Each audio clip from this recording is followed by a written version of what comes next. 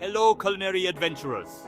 Today we're diving into the heart of Japanese cuisine with a delicious and comforting dish that's perfect for beginners, Oyakodon. This classic parent and child bowl features chicken and eggs simmered in a savory sweet sauce, served over fluffy rice. If you're new to Japanese cooking, this is the perfect recipe to start with, so let's get cooking! Before we start, let's gather our ingredients. 2 cups of cooked Japanese rice, 1 onion, thinly sliced, 2 chicken thighs, cut into bite-sized pieces, 4 eggs, 2 tablespoons soy sauce, 2 tablespoons mirin, 1 tablespoon sugar, 1 cup dashi stock, chopped scallions for garnish, and optionally, nori or seaweed strips for garnish.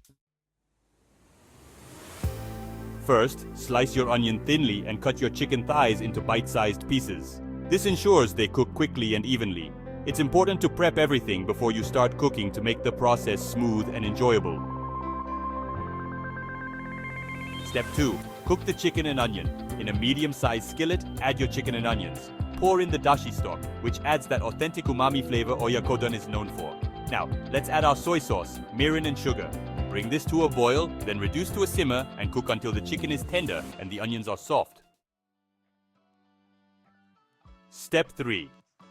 Add the eggs. While that's simmering, beat the eggs in a bowl. Once the chicken is cooked, pour the eggs evenly over the chicken and onions. Don't stir too much.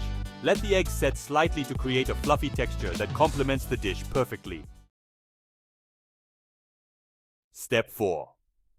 Serve over rice. After the eggs have set, it's time to serve. Scoop some warm cooked Japanese rice into bowls. Gently place your chicken and egg mixture over the rice, ensuring a good mix of ingredients in each serving.